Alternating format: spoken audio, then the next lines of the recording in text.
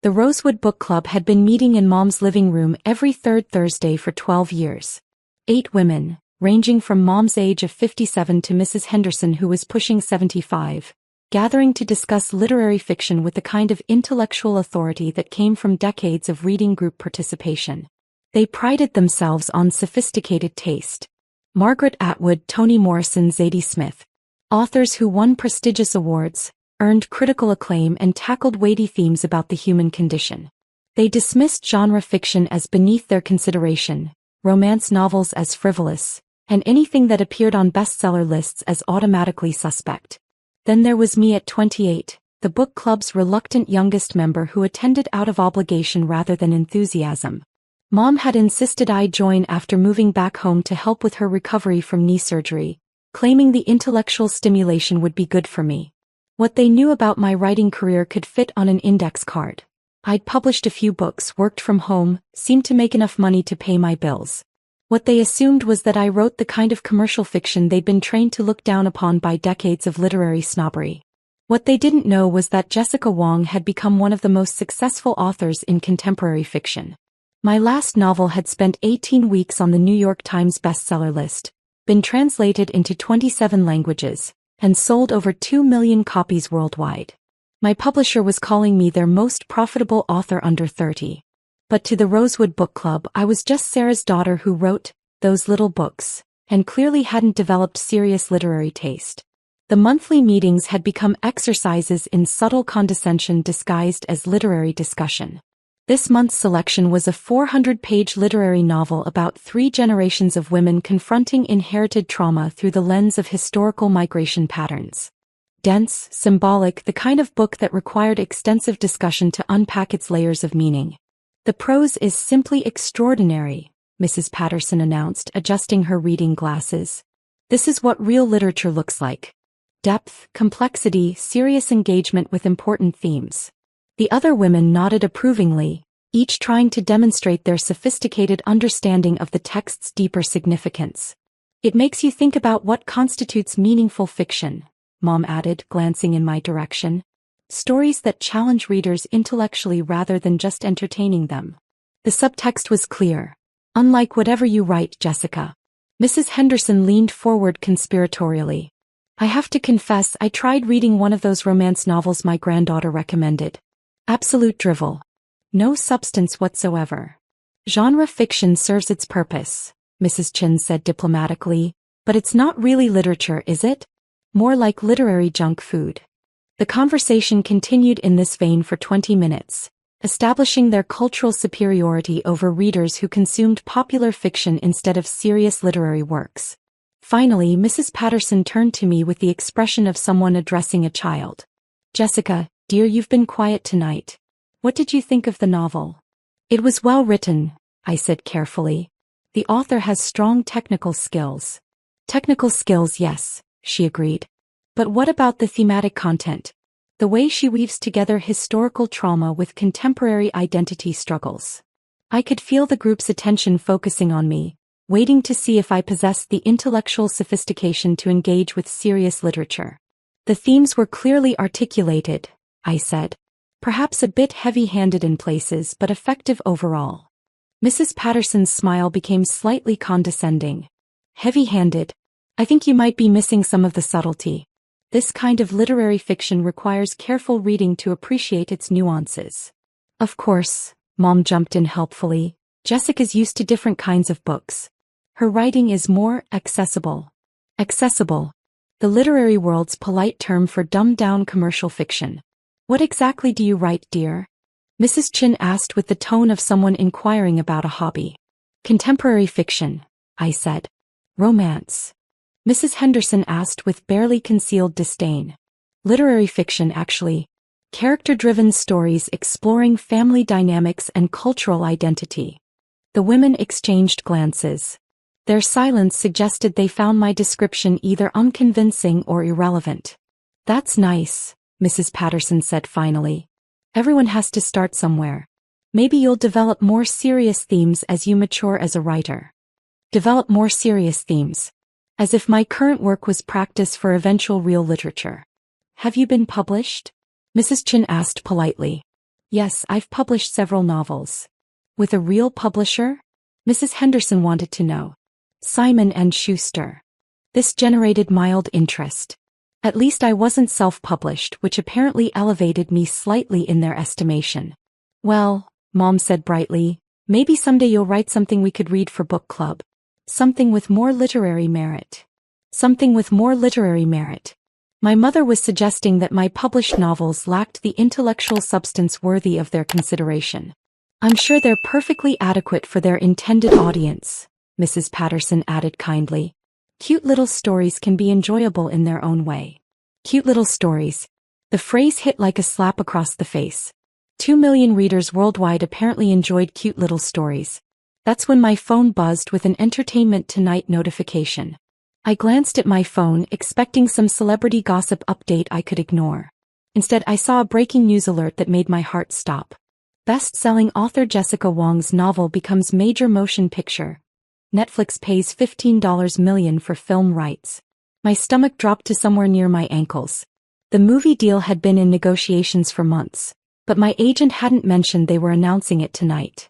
The book club was still discussing the literary merits of accessible fiction versus serious literature, completely unaware that their cute little story writer had just landed one of the largest book-to-film deals of the year. Jessica, Mrs. Patterson was saying, perhaps you could recommend some of your books to us. We're always interested in supporting local authors. Local authors. Like I was someone they'd discovered at a community writing workshop. My phone buzzed again. This time it was a text from my agent. Congratulations. The Netflix announcement just went live. Prepare for media calls. Then another notification. CNN Entertainment. Jessica Wong's The Space Between Mothers headed to Netflix in $15 million deal. And another. Variety. Netflix lands best-selling novel in massive acquisition. My phone was lighting up with notifications from entertainment news outlets, publishing industry publications and social media alerts. The story was spreading across the internet in real time. Is everything all right, dear? Mom asked, noticing my phone activity. Actually, I said, my voice surprisingly steady, I just received some news about my work. The book club turned politely attentive, probably expecting me to share news about a small magazine publication or local book signing. Netflix just acquired film rights to my latest novel for $15 million. The silence was so complete I could hear the grandfather clock ticking in Mom's hallway. I'm sorry, Mrs. Patterson said carefully. Did you say $15 million? $15 million, yes. For the film adaptation of The Space Between Mothers. Mrs. Chen's teacup clattered against her saucer. Netflix bought your book? The film rights, yes. Mom had gone completely pale. Jessica, are you saying that one of your cute little stories is becoming a major motion picture? It's not a cute little story, Mom. It's a literary novel about 3 generations of Korean American women navigating cultural identity and family trauma. It won the Asian American Literary Award last year and has been nominated for the National Book Critics Circle Award. The words hit the room like physical objects. Mrs. Henderson's mouth fell open. Mrs. Patterson looked like she'd been struck by lightning. The National Book Critics Circle Award? Mrs. Chen whispered. For literary fiction, I confirmed. The same category as this month's book club selection. My phone rang. I glanced at the screen. Good Morning America producer. Excuse me, I said, answering the call. This is Jessica. Ms. Wong. Congratulations on the Netflix deal. We'd love to have you on tomorrow morning's show to discuss the film adaptation and your novel's success. I could feel 8 pairs of eyes staring at me as I scheduled a national television appearance. Good Morning America wants to interview me tomorrow about the book and the film deal, I said after hanging up. The silence stretched until it became uncomfortable. Mom finally found her voice. Jessica, I had no idea your writing was serious literature. You never asked what my books were about. You just assumed they were commercial fiction without literary merit. But you said contemporary fiction, Mrs. Patterson protested weakly. Contemporary literary fiction. Character-driven narratives exploring themes of cultural identity, intergenerational trauma and immigrant family dynamics. The same themes you just spent an hour praising in tonight's selection. Mrs. Henderson was scrolling through her phone. Jessica Wong. Oh my goodness. The Space Between Mothers is number 3 on the New York Times bestseller list right now. Number 2 actually. It moved up this week. And your other books? Mrs. Chin asked faintly. 3 New York Times bestsellers, translations in 27 languages, over 4 million copies sold worldwide. The numbers hung in the air like smoke from a fire nobody wanted to acknowledge. What followed was chaos. Controlled, polite chaos, but chaos nonetheless.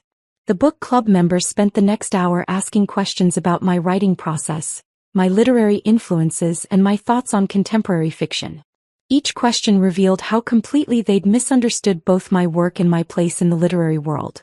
Mom sat in stunned silence, occasionally shaking her head as if trying to clear it. Why didn't you tell us? Mrs. Patterson asked eventually. Tell you what? That I'm a successful literary author? Would it have changed how you discussed my work tonight? The question stopped them cold. Because we all knew the answer. Yes, it absolutely would have changed everything. They would have treated my opinions with respect instead of condescension. They would have asked about my books with genuine interest instead of polite tolerance. But they would have changed their behavior because of recognition and success, not because my work deserved consideration on its own merits. We support literary fiction, Mrs. Chin said defensively. You support literary fiction that you recognize as such. When you didn't know who I was, you dismissed my work as cute little stories. My phone buzzed with another call. The Washington Post wanted a comment about the Netflix deal's significance for Asian American literature. I should take this, I said. The media response is just getting started. Through Mom's living room windows, I could see neighbors walking past with their evening routines, completely unaware that one of the year's biggest book-to-film deals had just been announced inside this suburban house. 6 months later, the Rosewood Book Club picked The Space Between Mothers for October. This time they praised my themes, style, and sophisticated writing. Mom is now my biggest fan, showing off my books and bragging about me, forgetting she once dismissed my work. Netflix started filming the adaptation last month with a famous director and cast. Reporters call it one of the most anticipated projects. I still visit book club, though now my schedule includes festivals, lectures, and interviews. I'm no longer the rookie, they're honored to have me there. The people who believed in me first, my editor, early readers, booksellers, still matter most. Real respect isn't about awards or movie deals. Mrs. Patterson even asked me to recommend the next book club pick. Some lessons need embarrassment to stick. The film premieres next spring, already tipped for critical and commercial success. That means more than the book club's approval ever could.